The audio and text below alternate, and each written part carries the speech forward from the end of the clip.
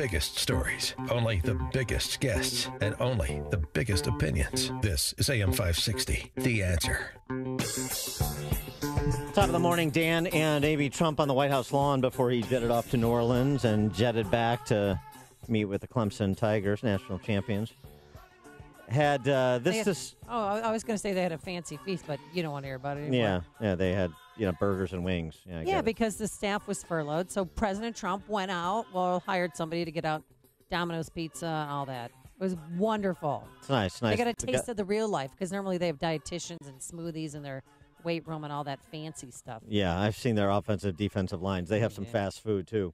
Here's Trump on the lawn talking about the state of play with a China trade deal. We're doing very well with China. They're having a hard time with their economy because of the tariffs. We're doing very well with our economy. We're at records. Our unemployment numbers just hit a record, another record.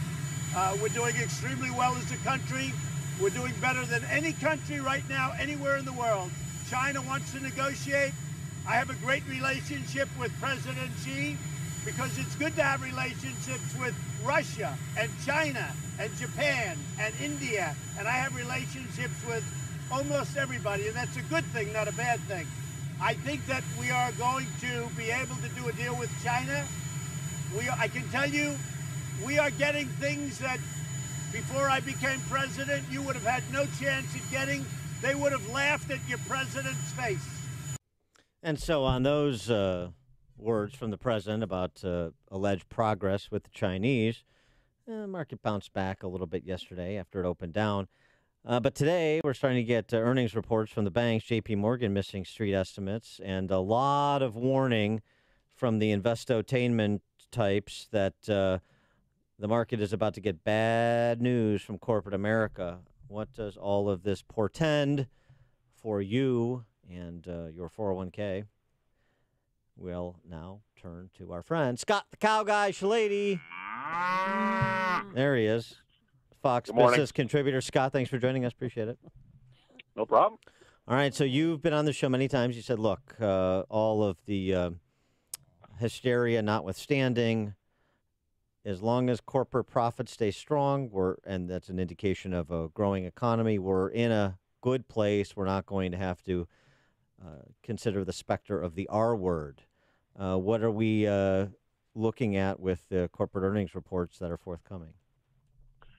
I think, J.P. Morgan was going to be the big one today, and it came around. Obviously, you said they missed, and they didn't do well in trading, and it's really the self-inflicted wounds that they did to themselves the last 6 weeks of last year. And talk about a manufactured crisis on the border. We had a manufactured crisis in the equity markets towards the end of last year. And anything can happen. But having said that, with a 3.9% unemployment rate, with the GDP numbers that we see still crawling across the tape that are very good, it's going to be very difficult with corporate earnings still doing okay.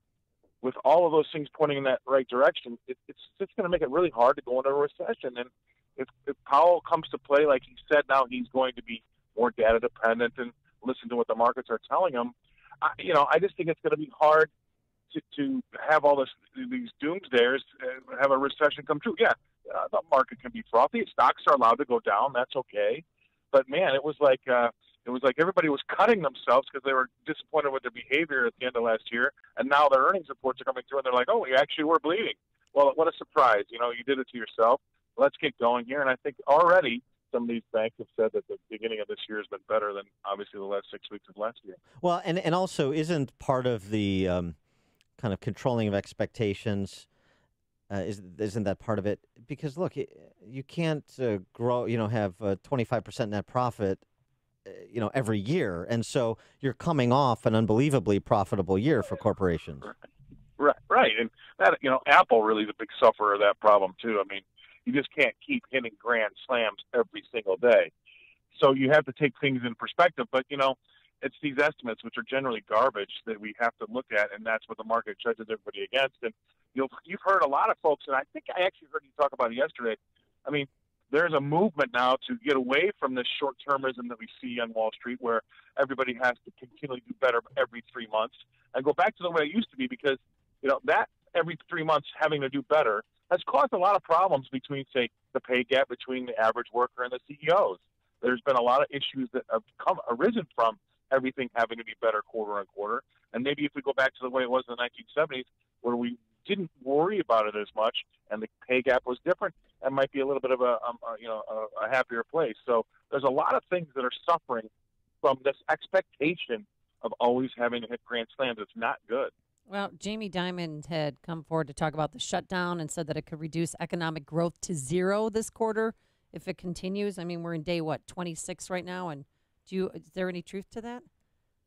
No, I don't think so. I mean, he's also going to move everybody that works for him in London to Frankfurt if there's a Brexit, and a lot of other things he said that haven't come to fruition. So he's sometimes a little bit off the cuff, and any damage that this shutdown's doing right now will come back and it'll boomerang back and it'll be just fine.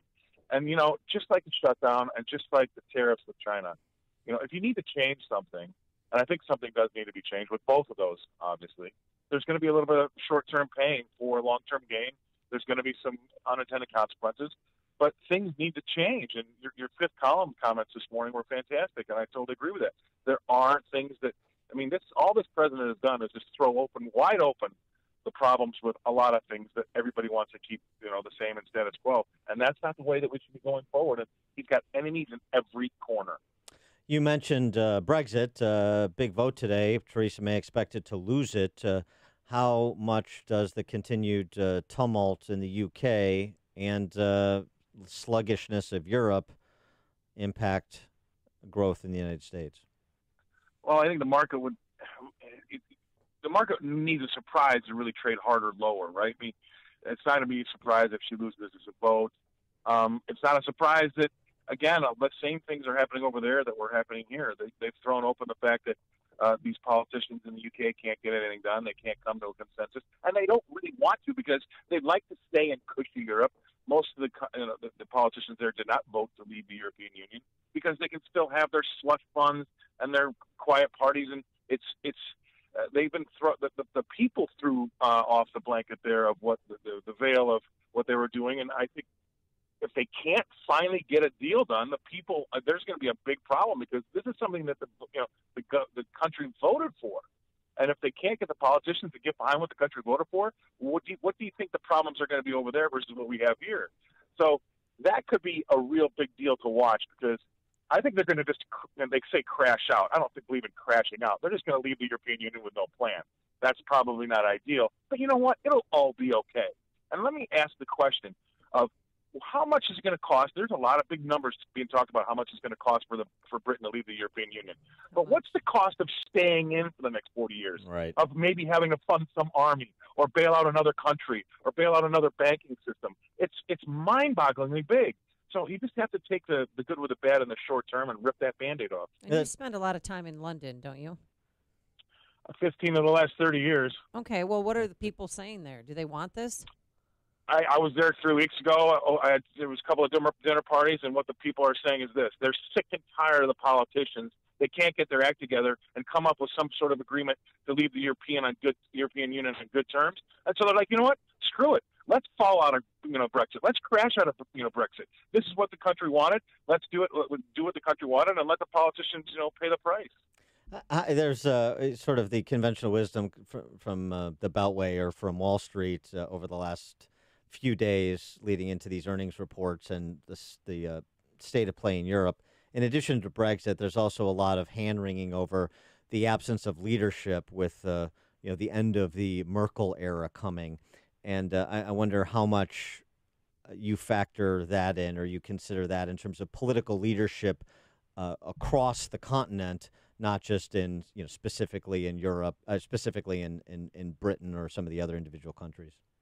Yeah, that's a great point. And for a lot of the reasons that Trump was elected president here are a lot of the reasons why Merkel has been kind of pushed aside in Germany and what she's done to her country with her open borders issues. You've got Italy thumbing its nose at Brussels and what the European Union wants to do to them. You've seen the turmoil that Greece has had to go through. Spain has still got issues. Portugal's still got issues. I mean, I don't know. You can't call it a black swan, but the problems in Europe, as maybe the second largest trading bloc in the world, are going to be huge because there is tumult. Every corner of the European Union is kind of in a little bit of a problem, and their GDPs are shrinking. They're not getting bigger. So take that all and to task, and then say why to yourself, why do I want to yoke myself to this whole thing that's sinking? I totally agree with the British electorate. Why do you want to hitch your wagon to something that's absolutely sinking in front of your very eyes? This is a bad idea. And to make it real simple, look, I'm an American citizen and a British citizen. In America, we have 50 states, roughly the same time, started roughly at the same time, definitely the same language, and definitely pretty much the same culture. You've got 28 countries over there. And they didn't, no same start date, no same culture, no same language. Whose idea was that they should be together? Right. The community of nations. It's one of those fun phrases that internationalists like to use. Yes. It's ridiculous. It's like they just wanted to spend the money to have the party to put it together so they could spend the money to have the party to break it up. I mean, it's garbage. Good analogy. Let me ask you this question domestically. Mark Perry over at Carpe Diem blog at American Enterprise Institute has this chart that's making a lot of waves. Some have called it the chart of the century. Oh. Looking at price changes the last 20 years in America. Selected consumer goods, services, wages. Overall inflation the last 20 years, 98 to 2018, 56%. But more affordable commodities, they've actually declined or been held constant in terms of price, real price. Cars, clothing, cell phone services declined in price. Computer software, toys, TVs. The things that have increased at an exponential rate compared to the rate of inflation, college tuition, college textbooks, hospital services, the things that are above that overall inflation rate during that 20-year period, child care, medical care services. It's really interesting because what you see right here in this one chart is the things that have exploded in price, again, double, triple, quadrupling the rate of inflation over the last 20 years are things where the government is the major purchaser.